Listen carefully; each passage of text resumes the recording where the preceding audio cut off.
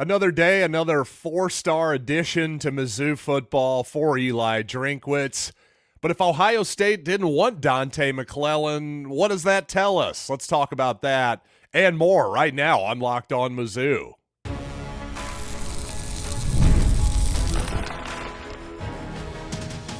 You are Locked On Mizzou, your daily podcast on the Missouri Tigers. Part of the Locked On Podcast Network, your team every day. Hey, all you true sons and daughters, I'm John Miller, your Mizzou mafioso, and a guy who had a blast watching NBA basketball last night. But you know what's not so fun? The endless LeBron-MJ debate. Enough of that crap already. My God, that discourse is utterly tiresome. But you know what? Before we start the program here and talk about two Tigers that if I were an NFL GM, I would absolutely target in the NFL draft this weekend. Plus, I got some updates on Jevon Porter and Jayden Quaintance. But I also want to tell you that today's episode is brought to you by Gametime. Download the Gametime app, create an account, and use code LOCKEDONCollege for $20 off your first purchase. And let's start the program here by talking about Dante McClellan. Again, yet another four-star addition to this 2025 Missouri high school recruiting class on the football field. Linebacker from Ohio, notable offers from the Tennessee Volunteers, Kentucky, Michigan State, though notably not the Ohio State Buckeyes. I was definitely quick to point out, hey, four-star linebackers from Ohio, not the type of guy you're typically going to see Missouri take out of Ohio over the years. But hey, guess what? When Ohio State isn't offering the home state kid, well, that gives an opportunity to other places like Missouri, Tennessee, Kentucky, and obviously Eli Drinkwitz and DJ Smith, linebackers coach. Got to assume he was a primary recruiter there. Well, they sealed the deal. And what does this really tell us? Is this a big red flag for McClellan? Well, no. I'll just say this. In the past, I think is certainly 5-10 years ago even, the Ohio State University almost certainly takes the top linebacker in the state. But you know what? These days, as recruiting becomes ever more national with the proliferation of internet access and video, easy video, and all this kind of stuff and communication, well, again, each passing year, it's just a lot more easy to recruit nationally. And if you look at Missouri, by the way, they're another great example of this. Missouri with 4 commitments so far for the 25 class. None of those 4 young men are from the state of Missouri, at least so far. Certainly that's going to change by the end of this class. You're going to have some people from Missouri, but the days of the lion's share of your football players, especially at a Power 5 school, at an SEC school, at a school that is saying, hey, we're ready to spend some money like Missouri, just keeping all your guys in state, that's not really the ticket for success anymore. So I don't want anybody to get worried one way or the other, whether it's Dante McClellan, oh, well, Ohio State didn't want him. Listen, Ohio State's got a lot of options at this point. So to me, the fact that Tennessee, who's a big-time program, was in on him, Michigan State, that stuff is good enough for me. Now, another defensive lineman, Joshua Lewis, and I say another because Jason Dowell committed just a couple days ago. Dowell, much more of maybe a swing guy. He can maybe play inside or outside, a much bigger man than Joshua Lewis, who at 245 pounds is maybe a little bit more of a developmental prospect. The only guy so far that is not a 4-star or above at Rivals.com, offers from Georgia Tech, Houston, and Tulane. One thing I thought was kind of interesting from this young man, he was saying that he was just talking about his opportunity to sit down with the coaches, and in particular defensive line coach Brian Early said, quote, being able to sit down with Coach Early, that was when he told me I had a committable offer and how he actually felt about me and that he thinks I could really be a fit there. So just that whole statement there, again, explaining to us exactly where we are in 2024 in terms of recruiting. Now, Missouri under Eli Drinkwitz has done a lot of this, just throwing offers out there that aren't necessarily committable. Well, Dennis Gates over on the basketball side, he may be the crowned king of all of this because Missouri may have thrown out 100 offers in the last couple recruiting cycles. How many of them are actually committable, though? Well, that's the question. And to me, I really find this whole process a little bit odious. I have to be honest. If I had a son or a daughter who was a big-time prospect in basketball, football, whatever the sport might be, and some big-time program came to me and said, hey, we're going to offer you a scholarship. And I was like, okay, cool. We'd like to accept that scholarship offer. And they go, whoa, hold on a second. I didn't mean it was an actual offer. I meant it was an offer. It's like, Lionel Hutz on The Simpsons back in the day, the slimy lawyer. He said, well, there's the truth and the truth. So that's basically what we're talking about here with committable offers and just offers. Apparently offers are just basically, hey, if I'm going to ask a girl out to the prom and she says yes, I go, whoa, wait a second. I got to wait and make sure that the captain of the cheerleading squad, I've still got a committable offer out to her. We're going to see what she says first. I don't know. That whole process to me is really odious. I guess that's just how business is done lately. But conventional wisdom on this type of thing is, well, if this is how business is done, then I guess that's how we should do it as well. To me, if you're Missouri, if I were a coach, I'd be trying to do things a little bit differently here. Anybody who I'm going to offer, if I'm going to actually say, hey, it's an offer, and you're going to put that out on social media, I want that to be committable.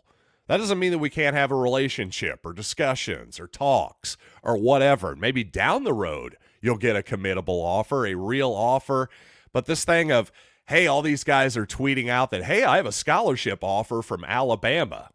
No, you really don't, because the first question you need to ask, if somebody offers you a scholarship, can I say yes today or not? Is this committable or not? Because anything other than that is really just social media noise. And the whole process, to me, again, I don't love it. I got to be honest.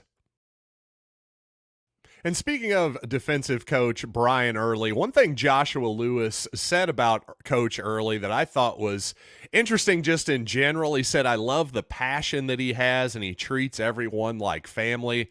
Also, he teaches a lot rather than yelling at his players. Now, there's a couple of ways to take that comment.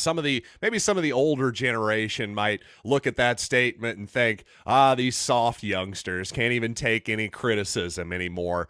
That type of thing. Well, I don't know. I just think I think that's interesting because I think there has been a shift in recent years here from what I would call the Bobby Knight style of coaching, to use a basketball example, but certainly in football for decades, it was all basically a military style drill sergeant, basic training like mentality of football, which is basically you're the soldiers, I'm the drill sergeant. I'm going to yell at you like this is Full Metal Jacket. You all are the peons, and you've just got to take it. Well, at a certain point, I think coaches are starting to realize, well, maybe that's not the most effective way to teach everyone. Don't get me wrong. There are certain guys who need a kick in the butt, need to be yelled at, whatever it might be, but just a constant yelling and just fear-mongering based coaching style, I don't know that that's the best way to get the most out of your players. And again, if you're sitting there saying, oh, these soft youngsters or whatever, listen, there's some truth to that. Every generation thinks the next generation is softer than them. Well, they're kind of right in a lot of ways. But hopefully over time we learn things as human beings as well. I'd like to think there's a lot of things we've learned over the last 100, 200 years in this country's history that has gotten better. We haven't just gotten softer. Hopefully we've improved and gotten a little bit smarter as well. So my whole point is, at a certain point, instead of just abusing all of your players, actually trying to teach them maybe a more effective way to get the most out of those players. Because I can just say from my experience, I remember playing basketball.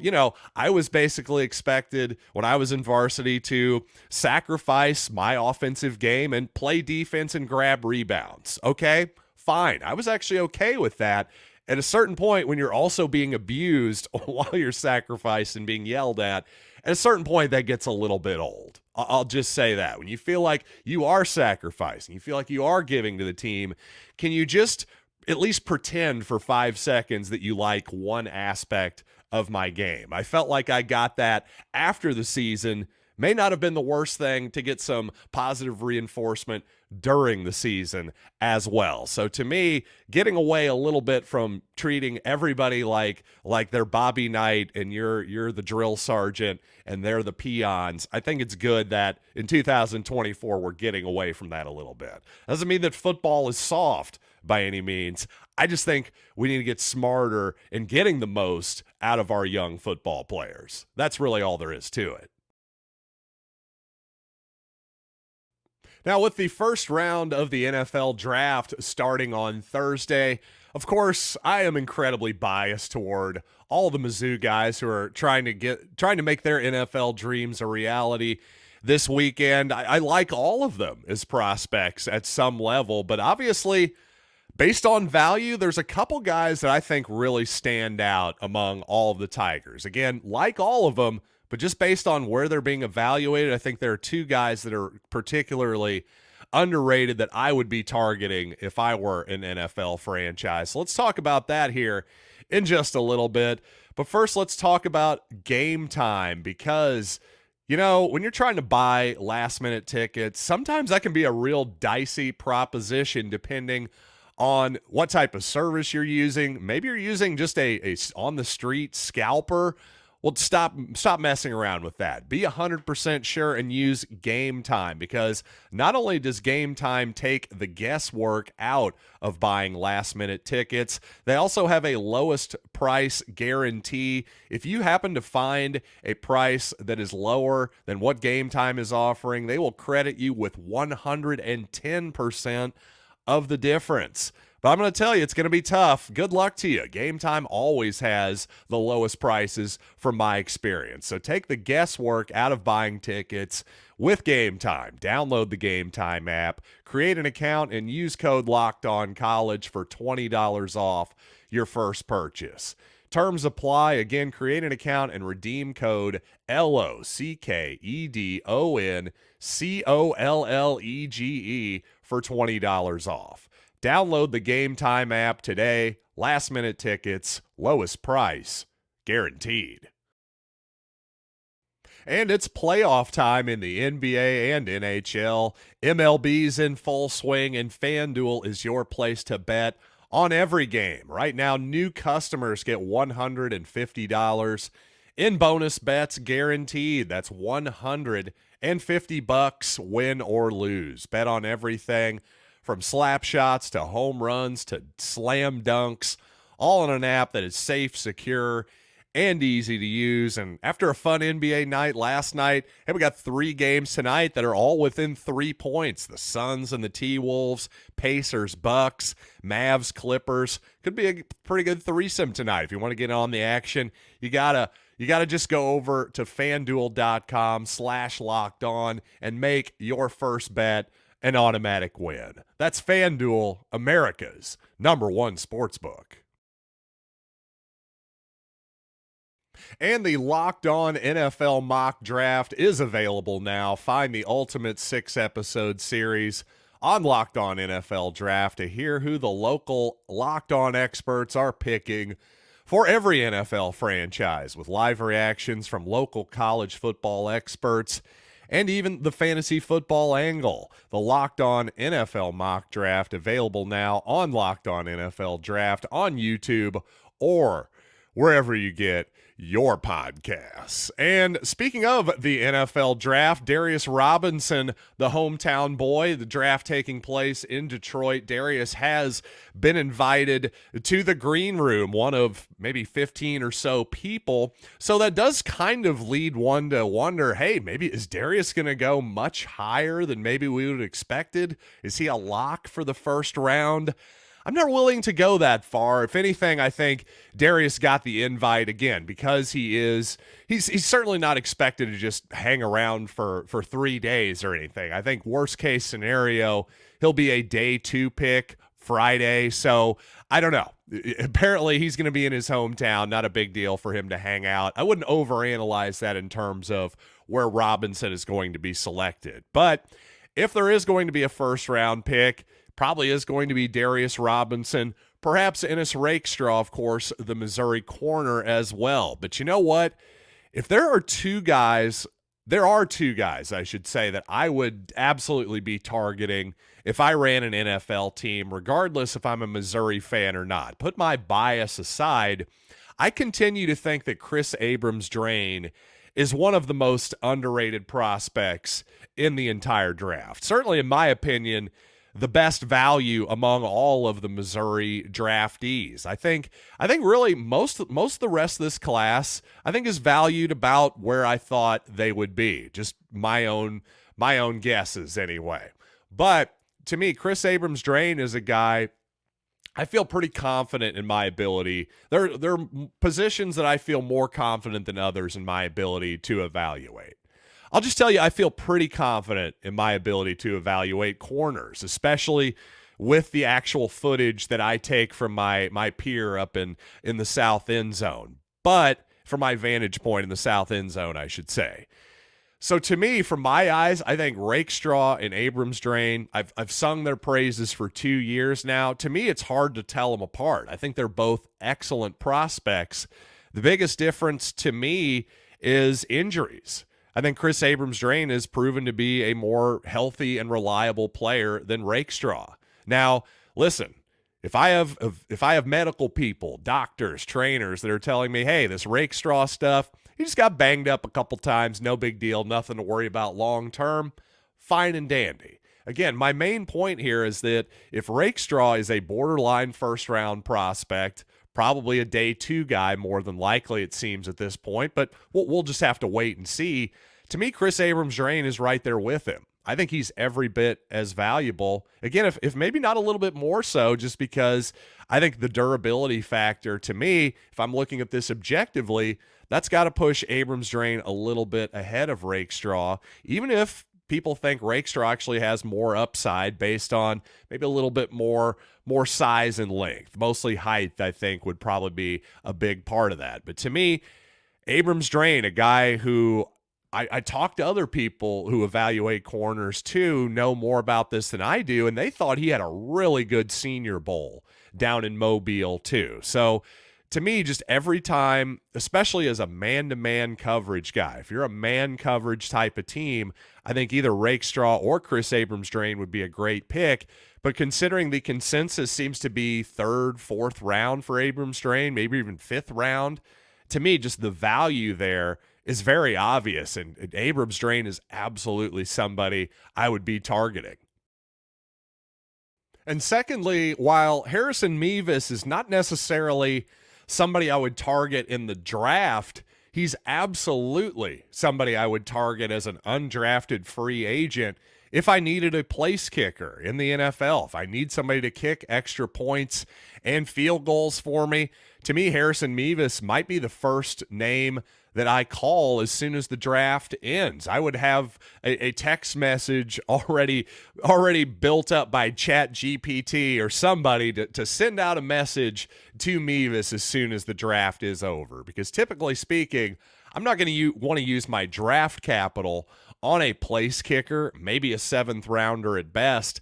But to me, as I've said several times here, I think the NFL's new kickoff rules, which are officially going to be in place for the upcoming season, now all of a sudden the premium is not on, hey, I need a guy who can boot the ball from the 30-yard line through the back of the end zone every time for a touchback, or 75% of the time.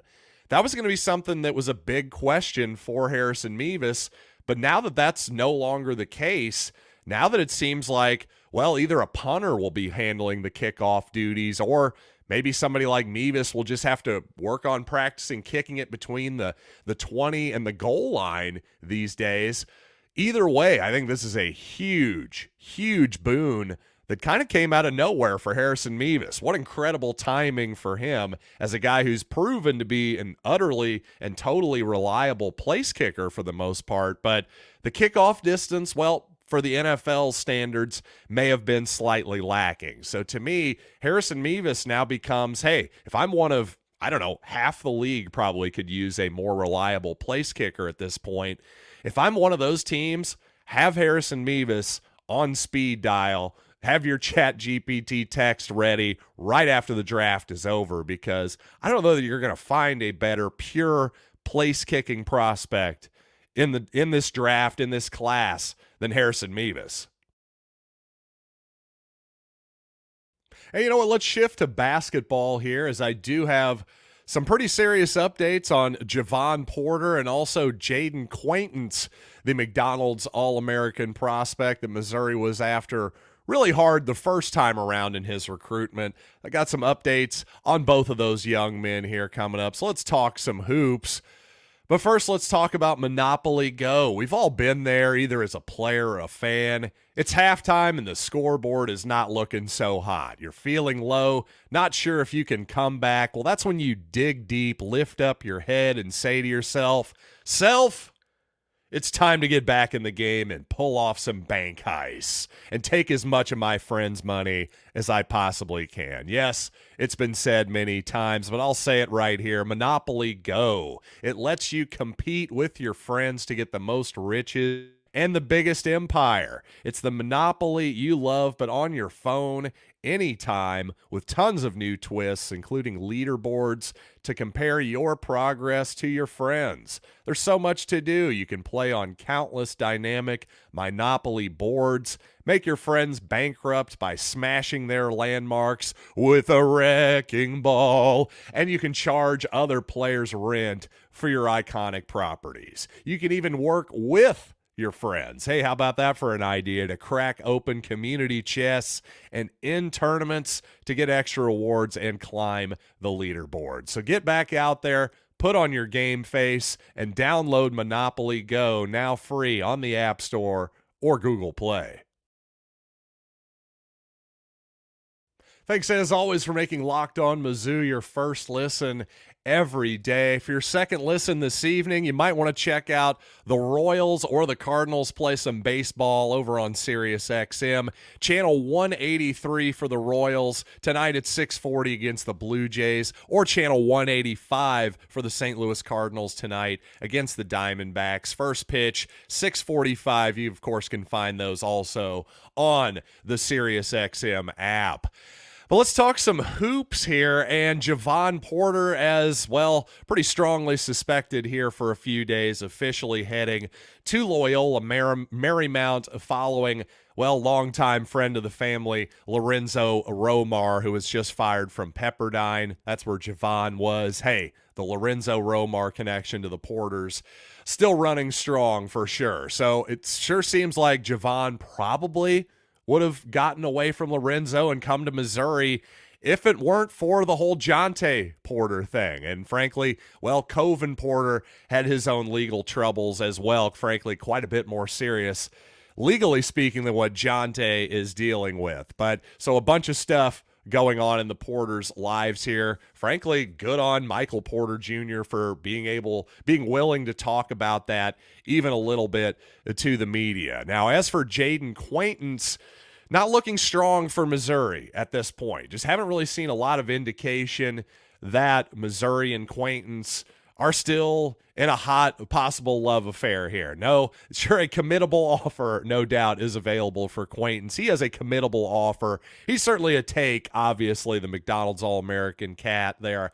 He's a take for anybody in the country. Right now, though, it seems like Memphis is a strong possibility, along with John Calipari in Arkansas, Louisville, a place that Quaintance has officially visited this time around. Again, no real indication that a Missouri visit or anything like that is forthcoming, though obviously Dennis Gates and his staff reached out. They must have. They came pretty close the previous time. It does seem odd to me, though, that you would think, okay, Missouri went 0-19 in the SEC. Maybe that made JQ and his dad a little bit shaky on the Tigers.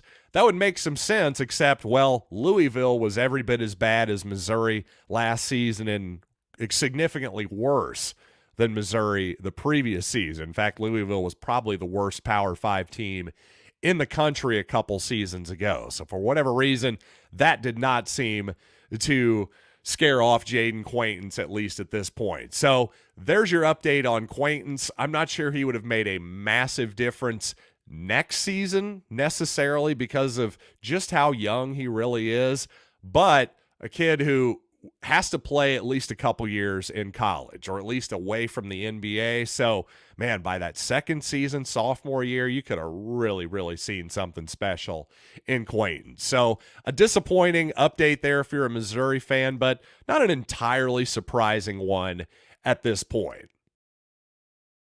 So you know what? That'll do it for this edition of Locked On Mizzou. Coming up on tomorrow's program, Thursday, Friday, we just got a lot of news that seems like it's going to be breaking all week, whether it is going to be Jack Lang, the big-time offensive lineman prospect from Eureka, Missouri. He's on commitment watch right now. He very well could be announcing his commitment this week. Could it be Mizzou? Could it be Nebraska? Could it be Wisconsin? All the big O-line schools are after this young man, so I'm definitely excited to see where Jack Lang ends up potentially this week. So regardless of what happens, I'll have all the news and analysis for you right here on Locked On Mizzou.